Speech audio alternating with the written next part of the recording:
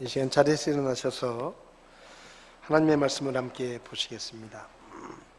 히브리서 11장 30절에 있는 말씀 한 절만 보시겠습니다. 같이 읽겠습니다. 믿음으로 그들이 이레 동안 여리고 성벽 주위를 돌매 성벽이 무너져 내렸으며. 아멘. 기도하겠습니다. 하나님 아버지, 오늘도 저희가 하나님의 말씀을 함께 나눕니다.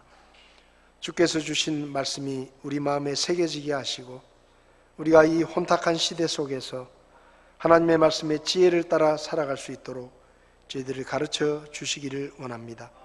부족한 종을 붙들어 주시고 주님께서 쓰셔서 오직 하나님의 말씀만 선포되게 도와주시옵소서. 예수님의 이름으로 기도했습니다. 아멘. 자리에 앉으시겠습니다.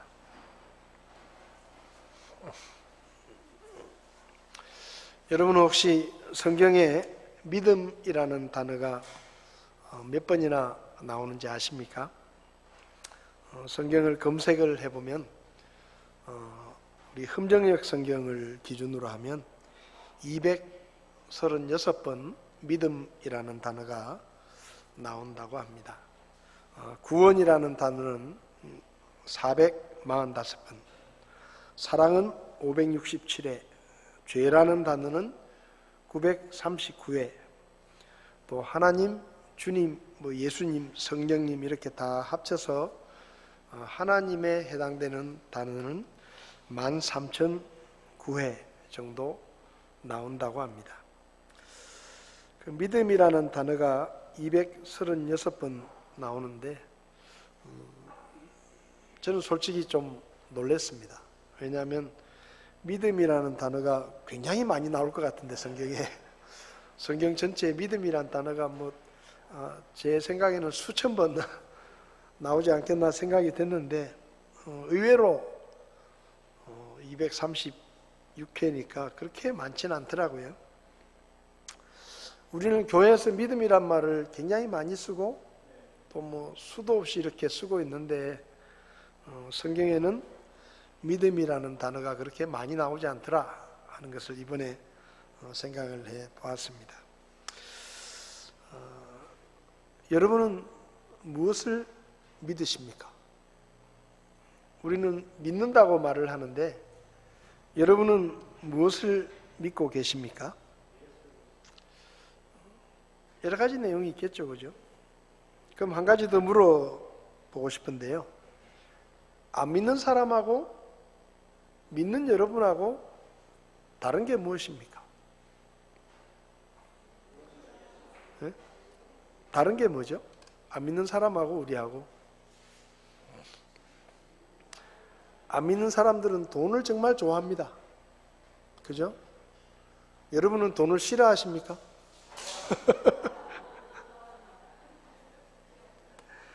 안 믿는 사람들은 안 아프고 건강하게 살기를 원합니다. 여러분은 아프며 살기를 원하십니까?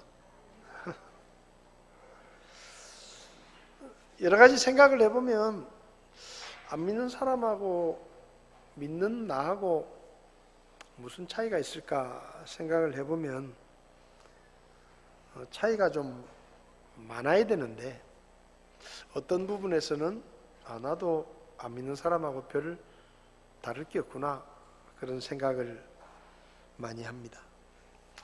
하나님을 믿는 사람과 믿지 않는 사람, 또 하나님을 믿기는 믿지만 하나님을 또 어떤 분으로 믿느냐 하는 것도 사람마다 다 다를 것입니다. 믿음이라는 단어는 성경을 보면 헬라어로 피스티스라는 단어인데 이 단어는 좀 특별한 단어입니다. 이 단어는 신실하다, 충성스럽다 라는 그런 뜻으로 번역을 하기도 하는데요. 한마디로 말하면 믿음이 뭐냐? 상대방을 실망시키지 않는 것이다. 이게 믿음이다 라고 이야기할 수 있습니다. 왜냐하면 신실하다, 충성스럽다, 성실하다 이런 말들은 다 상대방을 실망시키지 않는다. 나를 믿어주는 그 사람을 실망시키지 않는다 라는 의미가 있습니다. 다시 말하면 우리가 하나님을 믿는다라고 이야기를 하면 우리는 말과 행동에서 하나님을 실망시키지 않아야 된다. 그게 진짜 믿음의 모습이다 라고 이야기할 수 있습니다. 믿는다고 말하면서 교회 다닌다고 이야기를 하면서 말과 행실이 달라지지 않고 믿기 전의 모습과 똑같다고 하면 그것은 정말로 믿는 것이다 라고 말하기가 어려울 것입니다. 오늘 본문의 말씀을 보면 믿음으로 그들이 이레 동안 여리고 성벽 주위를 돌매 성벽이 무너져 내렸다. 이스라엘 백성들이 가나안 땅에 들어가서 첫 번째 성이었던 여리고성과의 전투에서 승리했던 그런 내용에 관한 기록인데요. 아주 단순합니다.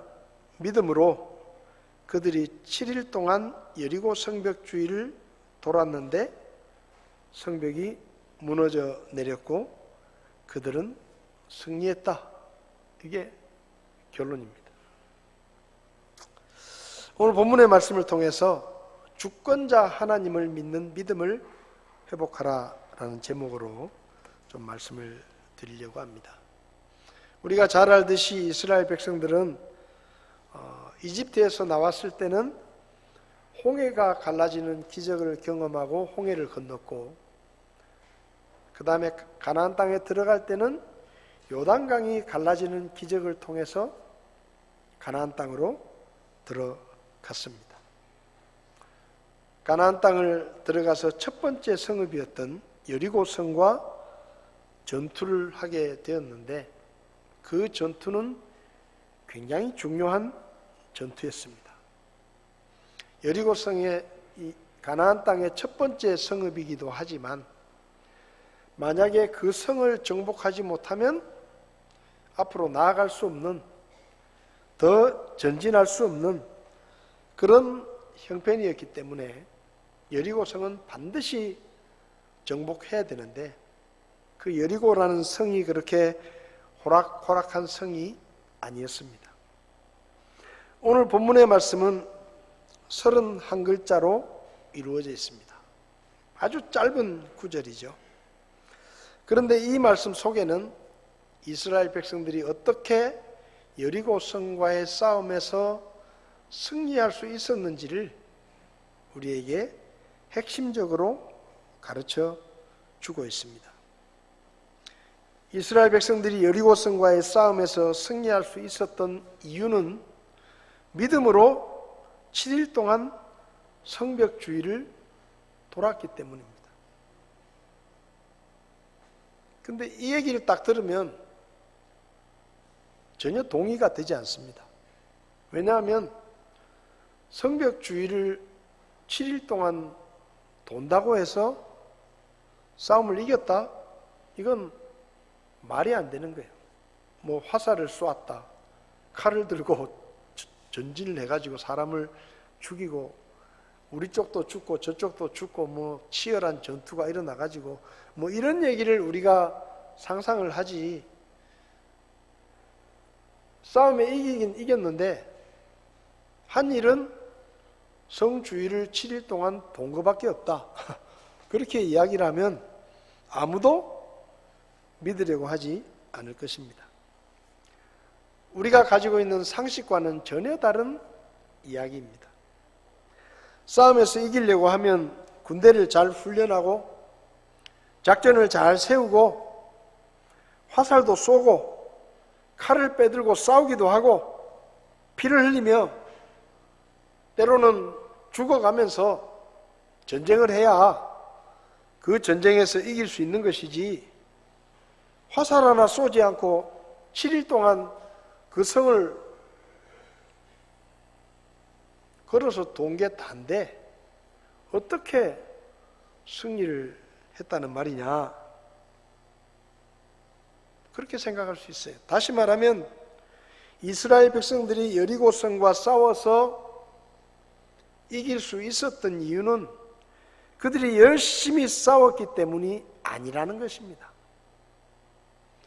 그들이 최선을 다해서 싸웠기 때문이 아니에요. 이스라엘 백성이 여리고성과 싸워서 승리했던 이유는 그들이 잘 훈련된 군대였기 때문에, 그들이 작전을 잘 세웠기 때문에, 그들이 무기가 좋았기 때문에, 그들이 목숨을 내걸고 열심히 싸웠기 때문에 그런 이유가 아닙니다. 여리고성과 싸워서 이길 수 있었던 이유는 믿음으로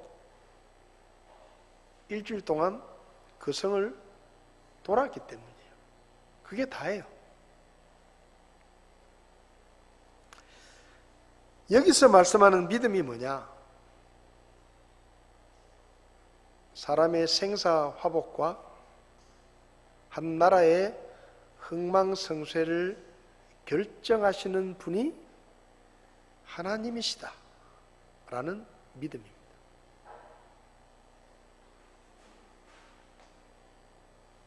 사람의 생사화복, 사람이 죽고 사는 것, 잘되고 망하는 것, 한 나라의 흥망성쇠, 나라가 세워지고 그 나라가 잘 되는지 망하는지 그 모든 것들이 하나님의 손에 달려있고 그것을 결정하시는 분은 하나님이시다 라는 믿음이 오늘 이 30절에서 말하는 믿음입니다. 이스라엘 백성들은 이집트에서 430년을 살았습니다. 그 중에 거의 200년 넘도록 노예 생활을 합니다. 길면 300년 정도. 그렇게 노예 생활을 하다가 기적적인 방법으로 하나님의 은혜로 해방이 되고 그리고 가나안 땅으로 가고 있었는데 믿음이 없어서 가나안 땅에 들어가지 못하고 이집트를 나올 때 20살이 넘었던 어른 세대가 광야를 떠돌면서 40년 동안 다 죽습니다. 여호수아와 갈렙 두 사람을 빼놓고 이집트에서 나올 때 20살이 넘었던 어른 세대가 40년 동안 광야를 떠돌면서 다 죽어요. 그러니까 지금 이 여리고 성 앞에 서 있는 이스라엘 백성은 나이로 이야기하면 제일 나이가 많은 사람이 50대 후반입니다. 그러니까 20살이 안 되는 사람들만 살아남았는데 40년 동안 광야를 헤맸으니까 19살짜리가 이제 59이 된 거죠. 그러니까 이스라엘 백성들의 세대가 제일 나이 많은 사람이 여호수아와 갈렙 두 사람을 빼놓고는 50대 후반, 그리고 그 밑에도 있겠죠. 광야에서 계속 떠돌면서 아이를 낳고 했으니까. 어쨌든 그런 세대들이, 젊은 세대들이 지금 여리고성 앞에 서 있는 겁니다. 그들의 선배 세대들은 하나님을 믿지 못해서 가나안 땅에 들어가지 못하고 다 죽었습니다. 그 후에 태어난 젊은 세대들이 지금 여리고성 앞에 서 있는 것이죠. 그들의 선배 세대들은 홍해가 갈라지는 기적을 경험했습니다. 그런데 지금 여리고성 앞에 있는 세대는 요단강이 갈라지는 기적을 경험했습니다. 제사장들이 하나님의 언약궤를 메고 요단강에 들어가 섰을 때 요단강이 갈라졌고 그 길로 요단강을 건넜습니다. 그리고 첫 번째로 만난 성읍이 여리고 성이었습니다. 고고학적인 발굴에 의하면 여리고 성은 성벽이 두 겹으로 되어 있었는데 바깥의 벽은 5m 정도 높이의 성벽이 쭉 쌓여져 있었는데 그 5m 높이 위에 진흙으로 7m가 더 쌓여져서 한 10m가 넘는 바깥벽이 있었다. 그리고 그 폭이 두께가 2m 정도 되는, 그러니까 바깥벽이 두께가 2m 정도 되고 그리고 10m가 넘는 성벽이 있고, 그 다음에 좀 안쪽에 또 다른 성벽이 있는데 그 성벽도 거의 15m의 높이에 이르는 그런 이중의 성벽 구조를 가지고 있었다라는 것이 고고학적으로 발굴이 됐습니다.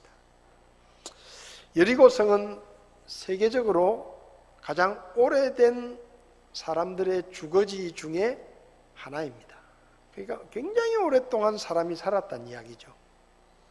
근데 이 여리고성은 이런 특별한 그 구조 때문에 외부에서 적이 쳐들어와 가지고 이 성을 정복하는 것은 정말로 쉽지 않았습니다.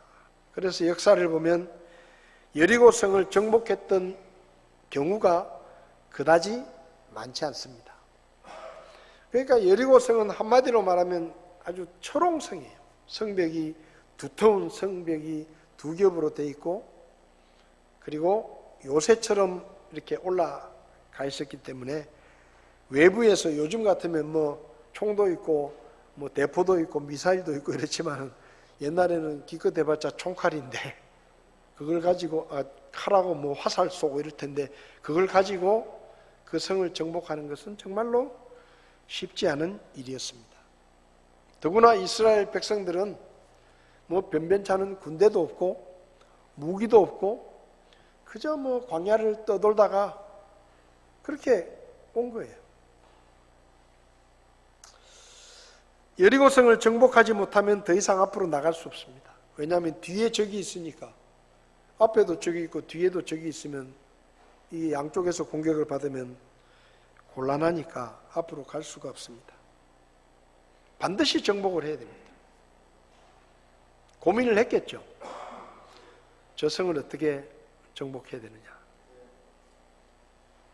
회의도 했을 것이고 어떻게 하면 좋겠느냐 의견도 모았을 것입니다. 여호수아 6장을 보면 이 히브리서 11장 30절에 기록된 이 사건의 내용이 자세히 기록이 되어 있는데 하나님께서 개입하십니다. 하나님께서 여호수아에게 찾아오셔서 이렇게 말씀을 합니다. 여호수아 6장 2절을 보면 주께서 여호수아에게 이르시되 보라 내가 여리고와 그것의 왕과 강한 용사들을 내 손에 넘겨 주었다. 그러니까 하나님께서 여호수아에게 찾아오셔서 첫 번째로 하신 말씀이 저 여리고성 내가 너희에게 주었다 라고 말씀하십니다. 그러니까 쉽게 말하면 하나님께서 여리고성을 이스라엘 백성들에게 허락하시겠다. 이스라엘 백성들이 정복하도록 결정하셨다라고 말씀하신 거예요. 그리고 나서 하신 말씀이 이제 도시를 에워싸고 대열을 갖추고 하루에 한 바퀴씩 돌다가 7일째는 7바퀴를 돌고 제사장들이 나팔을 불면 소리를 질러라. 그러면 그 성이 무너져 내릴 것이다 라는 세부적인 작전이었습니다. 그런데 여기서 중요한 것은 하나님께서 제일 먼저 하신 말씀이 무엇이냐 하는 것입니다. 제일 먼저 하신 말씀이 내가 여리고와 그것의 왕과 강한 용사들을 내 손에 넘겨 주었다. 하나님이 결정하셨다는 것입니다. 하나님이 여리고성을 이스라엘 백성들에게 주시기로 결정하셨다는 거예요. 왜 이 말씀을 하십니까? 이게 제일 중요한 거예요. 그 다음에 나오는 작전은 하나도 중요한 게 아니에요. 그 작전은 이렇게 하라 해도 상관없고 저렇게 하라고 해도 상관없는 겁니다. 제일 먼저 하신 말씀이 내가 하나님이 여리고와 그것의 왕과 용사들을 너에게 주었다. 여러분, 하나님이 누구시길래 그렇게 말씀하십니까? 하나님은 역사의 주권자이십니다. 한 나라가 망하고 세워지는 것, 사람들이 보기에는 사람에 의해서 결정되는 것 같지만 하나님이 결정하시는 거예요. 한 사람이 죽고 사는 것, 겉으로 보기에는 사람이 결정하는 것처럼 보이지만 사실은 하나님께서 결정하시는 거예요. 하나님이 정하시지 않으면 아무도 죽지 않습니다. 근데 하나님이 정하시면 아무도 피하지 못합니다. 그게 하나님이 주권자이시기 때문입니다.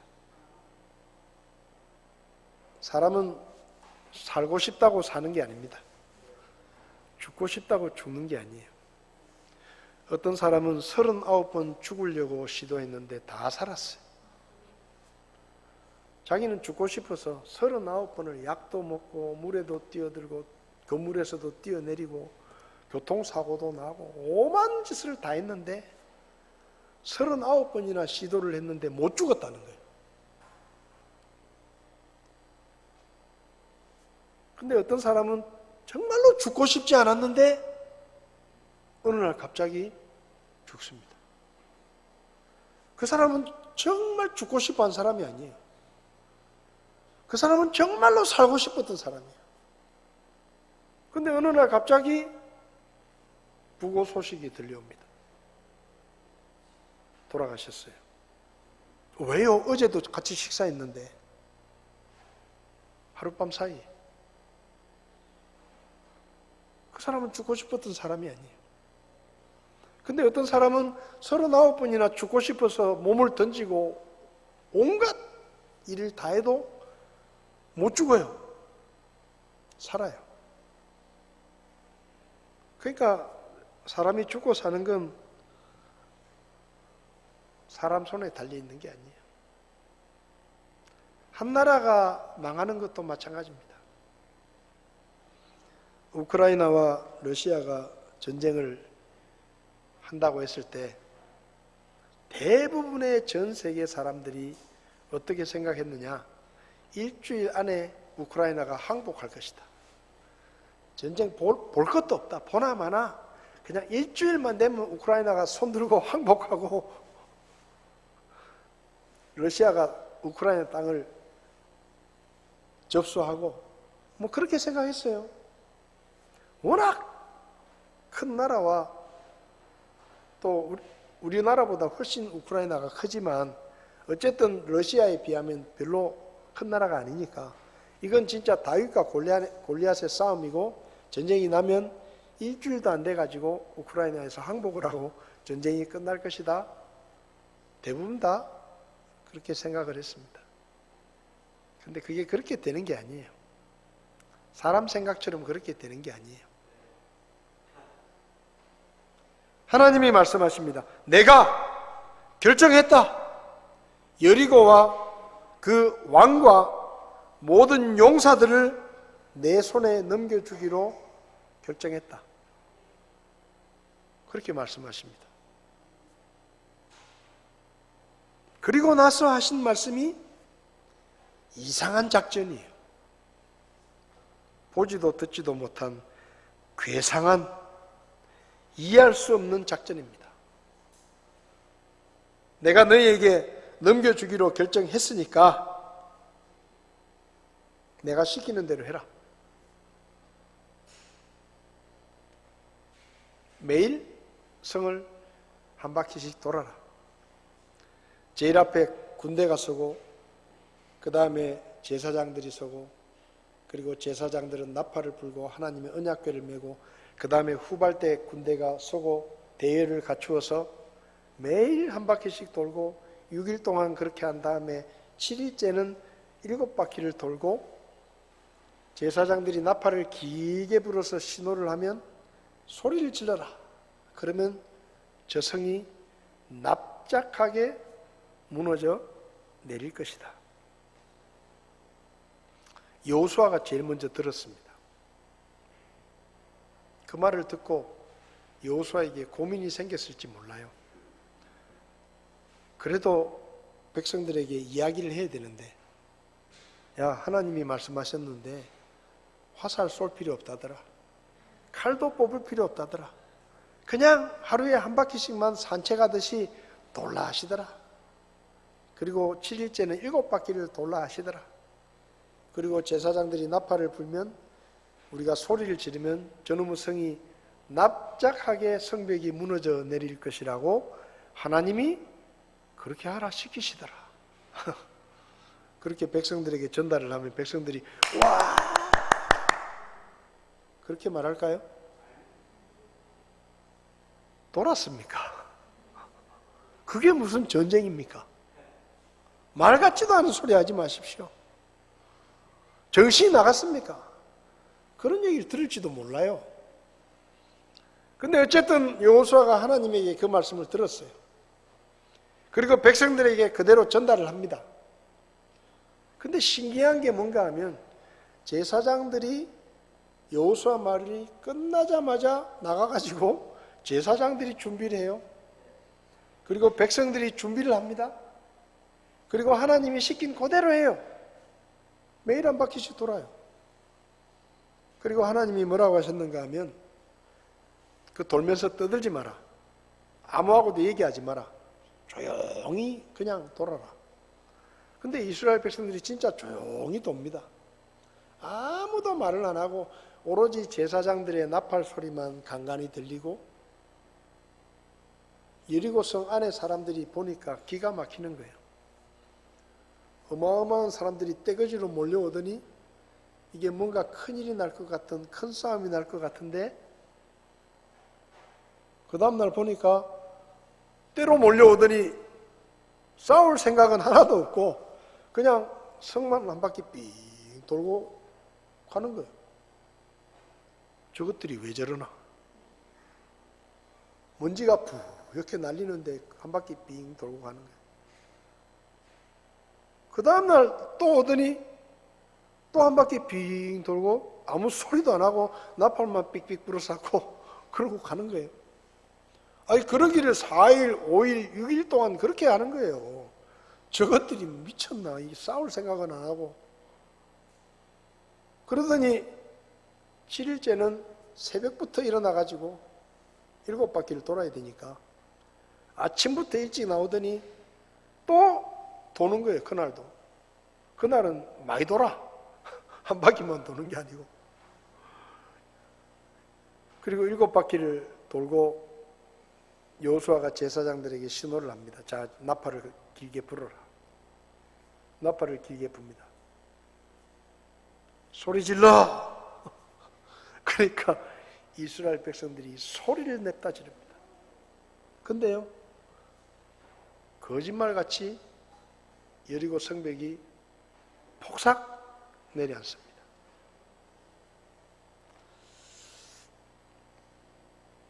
한 번도 해보지 않은 작전, 이게 무슨 소용이 있겠나 싶은 작전, 그 작전을 여호수아와 이스라엘은 성공적으로 그 작전을 수행합니다. 이유가 뭐냐? 믿음으로. 믿음 때문에. 여러분, 결과는 끝난 거예요. 내가 여리고와 그 왕과 모든 강한 용사들을 너에게 주겠다. 끝난 거예요. 거기서 끝난 것입니다. 전쟁은 끝난 거예요. 방법은 하나도 중요한 게 아니에요. 이렇게 하든 저렇게 하든 그건 중요한 게 아니에요.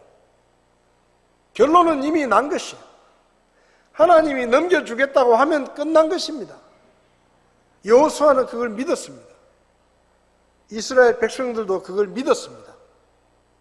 믿었으니까 그런 행동을 하는 거예요. 못 믿었으면 싸우려고 했을 거예요. 말도 안 된다, 이거는.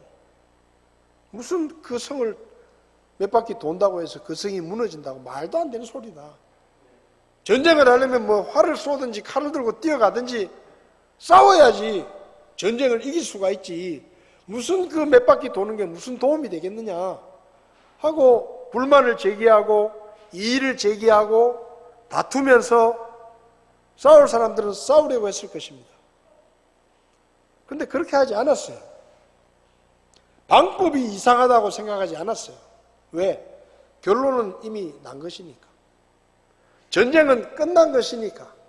하나님께서 그렇게 하시겠다고 결정하셨으면 방법이 어떻게 됐든지 그건 하나도 중요한 게 아니에요. 어떻게 하더라도 하나님은 결정하신 대로 하시는 분입니다. 왜 이스라엘이 그들이 이래 동안 여리고 성벽 주위를 돌았다 그랬는데 왜 돌았습니까? 하나님이 그렇게 말씀하셨기 때문이에요. 그게 아주 훌륭한 작전이기 때문이 아닙니다. 그게 동의가 됐기 때문이 아니에요. 그들이 생각할 때는 너무 이상하고 괴상하고 말이 안 되는 그런 작전이었지만 그게 하나님께서 말씀하신 것이었기 때문에 그냥 그렇게 하는 겁니다. 그분이 하라 그러면 하는 거예요. 왜? 그분이 결정했으니까. 그 땅을 주시기로 결정하셨고 약속하셨으니까.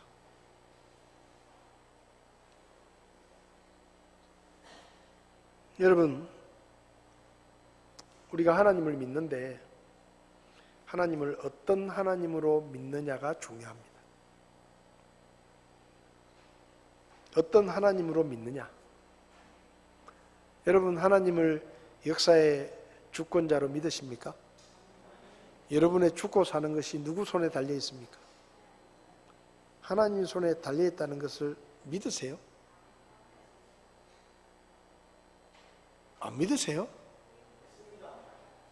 여러분이 죽고 사는 거 누구 손에 달려 있다고요? 하나님 손에 달려 있어요. 나라가 망하는 것 사람에게 달려 있는 게 아닙니다. 하나님 손에 달려 있어요. 일본이 우리나라를 식민 통치했는데 그 누구도 우리나라가 독립할 것이라고 생각하지 않았습니다. 우리나라가 다시 독립을 해가지고 독립국가가 될 것이라고 생각한 사람들이 없었습니다.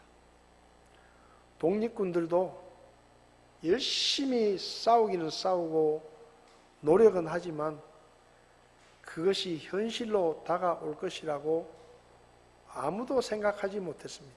왜냐하면 너무 힘들었거든요. 불가능해 보였습니다. 그런데 우리나라가 독립을 했어요. 이스라엘이 나라가 망하고 전 세계에 뿔뿔이 흩어졌던 사람들이 2000년이 지나서 자기 나라 땅에 와서 다시 그 땅에 이스라엘이라는 나라를 세울 것이라고 생각한 사람들은 아무도 없습니다. 근데 이스라엘이 세워졌어요. 이스라엘이 세워졌습니다. 영국이라는 나라 때문에 사실 이스라엘이 세워진 거예요. 우리나라도 미국이라는 나라에 의해서 핵폭탄이 떨어지니까 일본이 손을 들고, 그래서 우리나라가 우리 힘으로는 도저히 독립할 수 없었는데 하나님께서 그렇게 역사를 틀어가시니까 우리나라라는 나라가 독립이 된 거예요. 나라를 세우고 나라를 망하게 하시는 분은 하나님이십니다. 하나님께서 여리고성을 주시겠다고 결정하셨으면 그 성을 돌라고 하시든지 앞에서 노래를 부르라고 하시든지 그 방법은 아무것도 중요한 게 아니에요. 결정은 하나님이 하시는 것이고, 하나님이 그렇게 결정하셨다는 것을 믿으면 말도 안 되는 얘기를 시키시더라도 할 수 있는 겁니다. 왜? 믿으니까. 여리고 쟤들 망해. 우리가 그냥 가서 휘파람만 한번 불어도 쟤들 망해. 왜? 하나님이 그렇게 결정하셨어. 그 하나님이 매일 한 바퀴씩 돌아라, 마지막 날 7바퀴 돌아라, 소리를 질러라, 그냥 하면 돼요.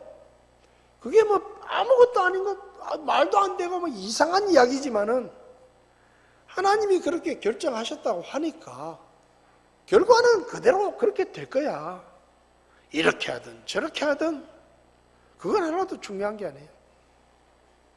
우리가 볼 때는 정말로 이상하고 괴상망측한 작전이지만 하나님을 믿는 믿음이 있는 사람들에게는 그게 아무것도 아닌 거예요. 뭐 하나님 하라면 뭐 하는 거지. 다 끝났다는데. 아니, 주시겠다는데.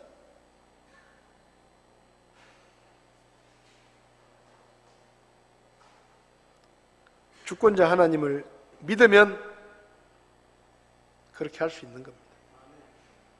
민수기 14장에 12명의 정탐꾼이 가나안 땅으로 정탐을 하러 갑니다. 12명이 돌아와서 보고를 하죠. 10명은 주권자 하나님을 믿지 않는 사람들이었고, 두 사람 여호수아와 갈렙은 주권자 하나님을 믿는 사람이었습니다. 근데 그 하나님이 뭐라고 말씀하셨느냐? 내가 저 땅을 너희들에게 주겠다라고 말씀하셨어요. 근데 정탐꾼들 중에 10명은 그 하나님을 믿지 않았어요.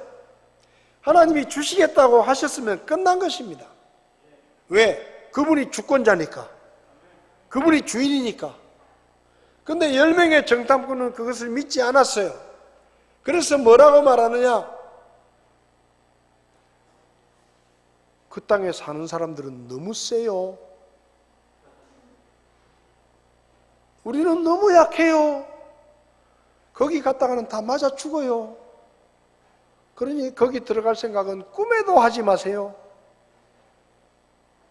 우리가 그 사람들하고 우리를 비교해 보니까 우리는 하찮은 메뚜기예요. 메뚜기. 괜히 들어갔다가 밟히면 죽어요. 그러니까 아예 거기 들어갈 생각은 꿈도 꾸지 마라. 그렇게 말해요. 하나님은 결정하셨다고 하셨는데 안 믿으니까 그렇게 말하는 겁니다. 여호수아와 갈렙은 말합니다. 재밌어요. 민수기 14장 보면 10명의 정탐꾼들의 핵심은 뭐냐? 우리가 보기에 계속 그 얘기예요. 우리가 보니.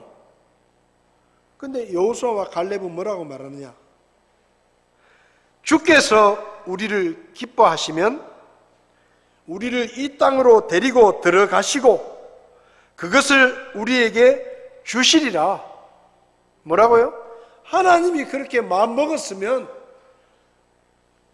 들어가는 것도 하나님이 데리고 들어가시고 그 땅을 주시는 것도 하나님이 주시는 거다. 그러면서 뭐라고 말하는가 하면 저들은 우리의 양식이다. 밥 먹으러 가자 이거야. 밥 먹는 것만큼 쉬운 일이라는 거예요. 들어가기만 하면 된다는 거예요. 왜? 저들이 강하든지 성이 크든지 작든지 그 아무 상관없다는 거예요. 하나님이 결정하셨으면 끝난 거라는 거예요. 그래서 들어가자고 피를 토하면서 소리를 지릅니다. 근데 이미 백성들은 10명의 말에 귀를 기울이고 이들의 말을 듣지 않아요. 그래서 못 들어간다고 한 어른들은 다 못 들어간 거예요. 주권자 하나님을 믿고 가자. 하나님이 우리를 도와주시면 우리는 얼마든지 저 땅을 정복할 수 있다라고 말했던 여호수아와 갈렙은 그 땅에 들어가는 겁니다. 그들이 얼마나 강한지, 거기 누가 사는지, 우리가 얼마나 준비되어 있는지 그건 하나도 중요한 게 아니에요. 왜? 하나님이 결정하셨어? 오케이. 끝이. 하나님이 저 땅을 우리에게 주시기로 결정하셨다고? 그러면 뭐가 문제야? 가자. 그게 다예요. 그게 믿음이에요. 하나님이 여리고성을 우리에게 주시기로 결정하셨다고? 자, 그럼 우리가 뭐 하면 돼? 그냥 돌래.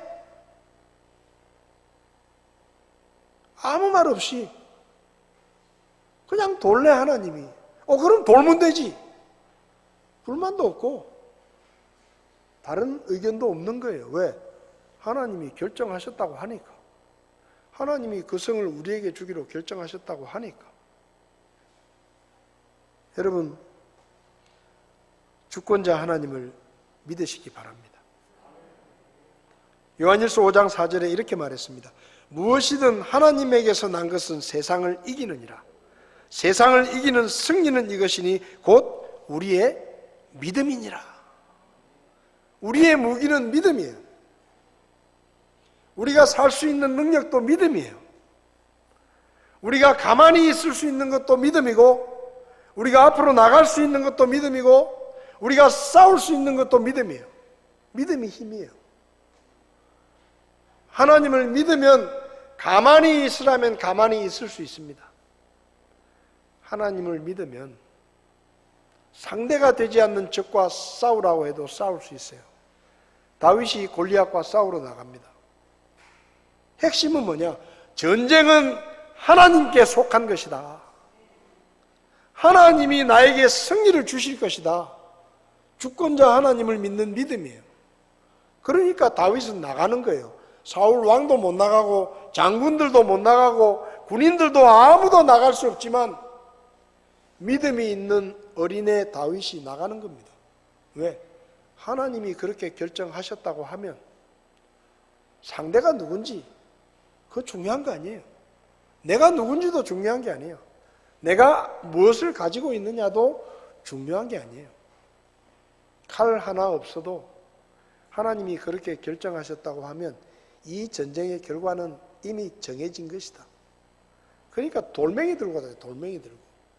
돌멩이만 있어도 된다 이거예요. 칼도 필요 없고 갑옷도 필요 없고 이미 이 전쟁은 저 골리앗이 죽기로 돼 있는 전쟁이에요. 결정이 나 있는 전쟁이에요.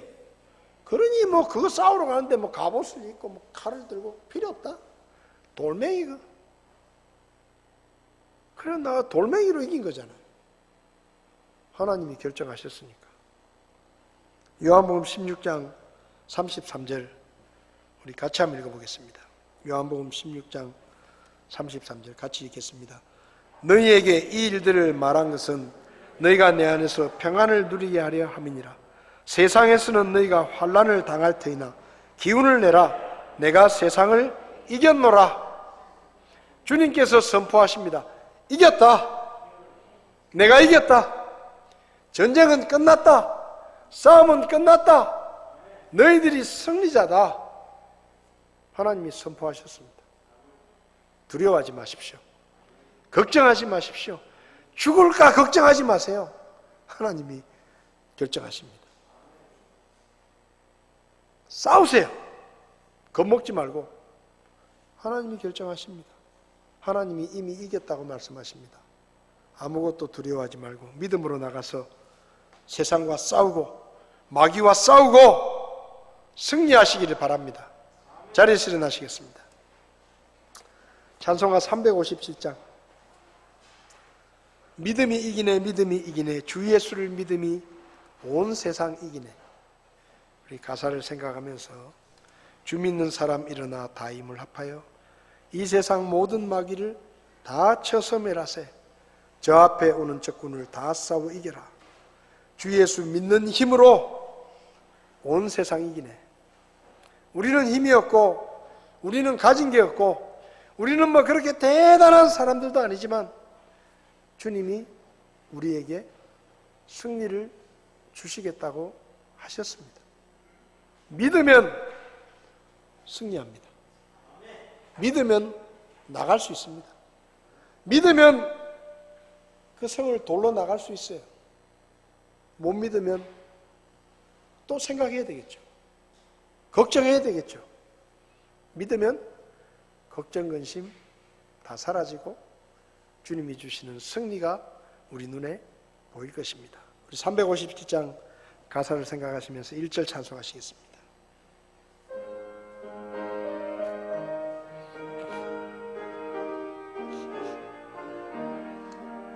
주 믿는 사람 일어나 다 힘을 합하여 이 세상 모든 마귀를 다 쳐서 멸하세.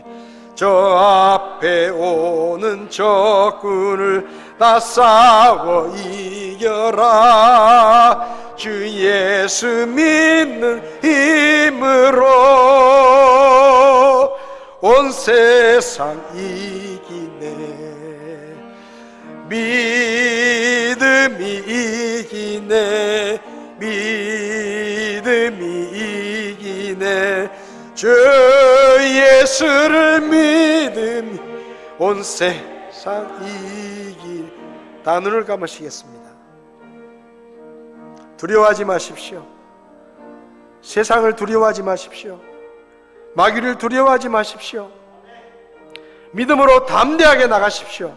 말씀에 순종하십시오. 주님께서 우리에게 승리를 주실 것입니다. 내가 저 여리고와 그 왕과 강한 용사들을 너희에게 주었다. 그러면 끝난 것입니다.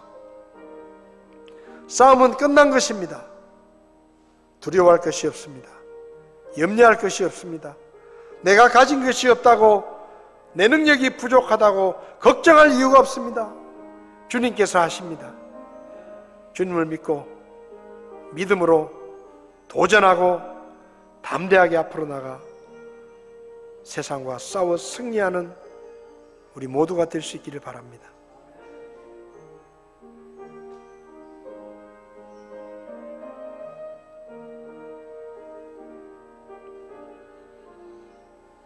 고마우신 하나님, 우리에게 승리를 약속하시고 우리에게 믿음으로 앞으로 나가라고 말씀하시는 주님을 기억합니다.